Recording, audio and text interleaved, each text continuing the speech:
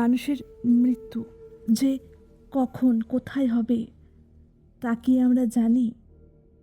কখনো কখনো কারো অকস্মাৎ মৃত্যুর পর তার বিদেহী আত্মা তার প্রিয় মানুষটাকে একবার দেখার জন্য ফিরে আসে, মৃত্যুকে উপেক্ষা করে।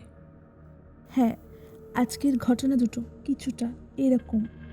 আজকের প্রথম ঘটনাটি লিখেছেন সুপ্রতীক গাঙ্গুলি। তিনি যেভাবে লিখেছেন আমি সেভাবেই পড়ে শোনাচ্ছি। দুটো ঘটনা, একটা আমার শোনা আর একটা নিজের চোখে দেখা। এই ঘটনা অলৌকিক কিনা সেটা আপনারা বিচার করবেন, কিন্তু স্থান ও কালের বিচারে আমি আজও এর কোনো ব্যাখ্যা খুঁজে পেলাম না। শোনা ঘটনাটা বলি। শুনেছিলাম আমার মায়ের কাছে। আমার ছোটবেলা যেখানে কেটেছে সেখানে আমাদের পাশের বাড়িতে থাকতো তুলি পিসি। হাসি খুশি ছটফটে 19-20 বছরের মেয়েটা প্রায় সারা দিন থাকতো আমার মায়ের কাছে। আর আমি জন্মানোর পর নাকি আমায় কোল ছাড়া করতে তার কষ্টে বুক ফেটে যেত। কলেজ আর পড়ার সময় বাদে তুলি পিসি আমায় কাজ ছাড়া করতো না। আমিও তাকে ছাড়া এক মুহূর্ত থাকতে চাইতাম না। রাতে আমি ঘুমোলে তবে তার ছুটি হতো। আমি ছিলাম তার আদরের গোলু, আর সে ছিল আমার পিপি। দিন কাটছিল নিজের ছন্দে। হঠাৎই আমার যখন বছর 2 বয়স, কিছু দিনের অসুখে তুলি পিসি মারা গেল। এবার মায়ের ভাষাতে বলি, তুলি চলে যেতে তোকে সামলানো খুব মুশকিল হলো। সারা দিন কান্না, কিছু খাওয়াতে গেলেই বমি। শুধু এক কথা, পিপি কখন আসবে। তার কিছুদিনের মধ্যেই জ্বরে পড়লি তুই, ধুম জ্বর। জ্বরের ঘোরে তুই শুধু তুলিকে ডাকতিস। একদিন প্রায় সন্ধে নেমে গেছে, অনেক কষ্টে তুই ঘুমিয়েছিস দেখে আমি উঠে ঘরের নাইট লাইটটা জ্বেলে রান্নাঘরে গেছি। হঠাৎ শুনি তোর হাসির আওয়াজ। পড়ি মুড়ি করে ঘরে ঢুকতে যাব, স্পষ্ট দেখলাম তুলি তোর মাথার শিয়রে বসে তোকে আগলে আছে, যেমনভাবে এসে বসত।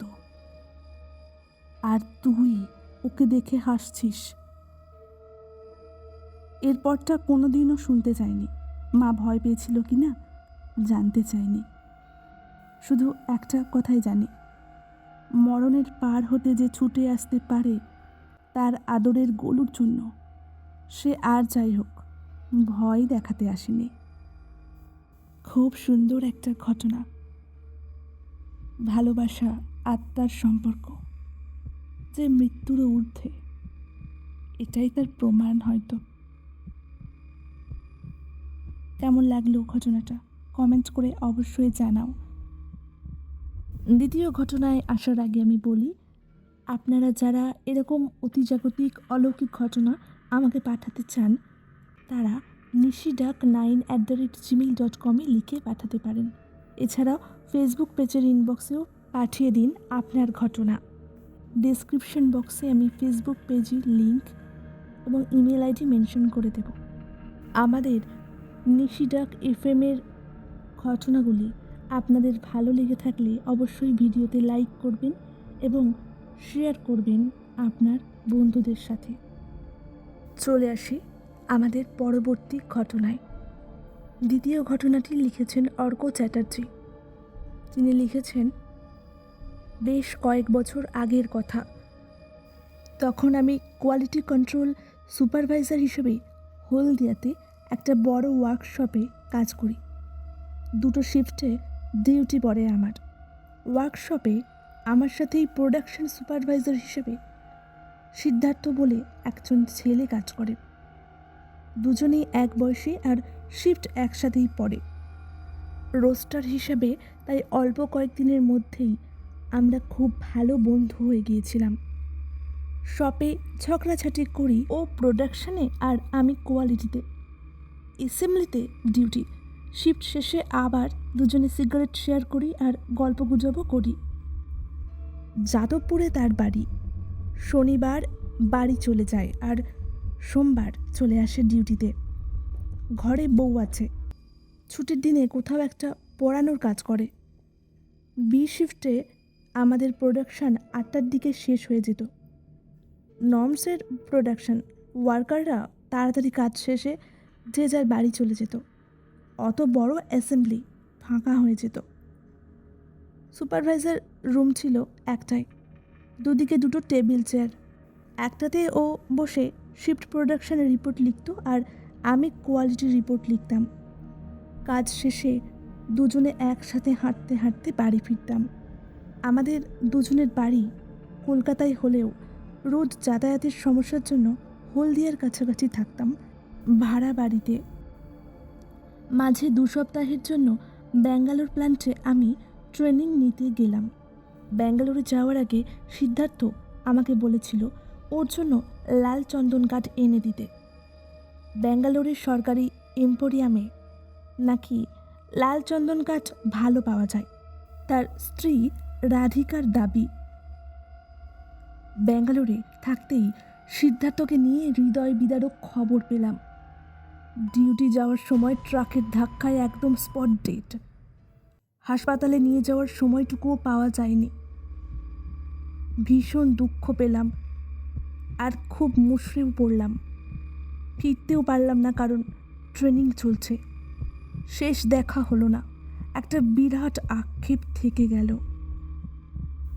মাসখানেক পরের কথা, বি শিফট ডিউটি, প্রোডাকশান শেষ। রাত 9টার সময় আমি ওই সুপারভাইজার রুমে একা বসে খাতা লেখার কাজ করছি। কেউ কোথাও নেই। অ্যাসেম্বলির লাইটগুলো সবকটা নেভানো। প্রোডাকশান শেষে এনার্জি সেভিং করা হয়। শুধু সুপারভাইজার রুমে আলো জ্বলে, কারণ আমি ওখানে কাজ করি। নতুন প্রোডাকশান সুপারভাইজার এখনও ডিউটিতে জয়েন করেননি। অন্য সেকশনের সুপারভাইজাররা আসে, প্রোডাকশানের খাতা তারা অফিসে নিয়ে চলে যায় আর সেখানেই খাতা লেখার কাজ ছাড়ে। মাঝে উঠে একবার বাথরুমে গেলাম। ফিরে রুমে ঢুকতে গিয়ে দেখি কেউ একজন চেয়ারে বসে এক মনে প্রোডাকশন রিপোর্ট লিখছে। মুখে ছোট চারমিনার সিগারেট চলছে। আমার পায়ের শব্দ শুনে সে একবার মুখ তুলে তাকালো। অবাক বিস্ময়ে দেখলাম সে আর অন্য কেউ না, আমার প্রাণের বন্ধু সিদ্ধার্থ স্বয়ং। আমার দিকে তাকিয়ে বলল, কিরে, চিনতে পারলি না আমাকে? দেখ, আমি সিদ্ধার্থ, তোর প্রাণের বন্ধু। তোর আক্ষেপ ছিল না যে আমার সাথে তুই অনেক দিন দেখা করতে পারিসনি, তাই তোর আক্ষেপ মেটানোর জন্য আমি শেষবারের জন্য তোকে দেখা দিলাম। জানিস তো, নিঃস্বার্থ বন্ধুত্ব আর নিখাত ভালোবাসা কখনো নষ্ট হয় না, সেটা চিরকালই থেকে যায়। চলি রে, ভালো থাকিস। এই বলে বাঁ হাতটা আমার দিকে বাড়িয়ে দিল। আমার শিরদাঁড়া দিয়ে একটা হিম শীতল স্রোত বয়ে গেল। 10টার দিকে নাইট শিফটের লোক এসে সেখানে ঢুকলো। আমার চোখ দিয়ে টস টস করে জল পড়তে লাগলো সিদ্ধার্থকে হারানোর বেদনায়। আমাকে শেষ দেখা দিয়ে গেল সিদ্ধার্থ। হাত বাড়িয়েছিল লাল চন্দন কাঠের টুকরোটার জন্য, যেটা আমি ওর স্ত্রীকে ব্যাঙ্গালোর থেকে এনে দেওয়ার প্রতিশ্রুতি দিয়েছিলাম। পরে আমি দেখা করে কলকাতায় তার স্ত্রীর হাতে সেই লাল চন্দন কাঠ দিয়ে এসেছিলাম। বাড়ি ফেরার সময় সিদ্ধার্থের সেই কথাটাই কানে বাজতে লাগলো। নিঃস্বার্থ বন্ধুত্ব আর নিখাদ ভালোবাসা কখনো নষ্ট হয় না, সেটা চিরকালই থেকে যায়। ঘটনাটা খুব মন খারাপের, মনটা ছুঁয়ে গেল। কেমন লাগলো তোমাদের ঘটনা দুটো অবশ্যই কমেন্ট করে জানাবে। আজকের মতো চলি, আবার দেখা হবে নতুন কোনো ঘটনার সাথে।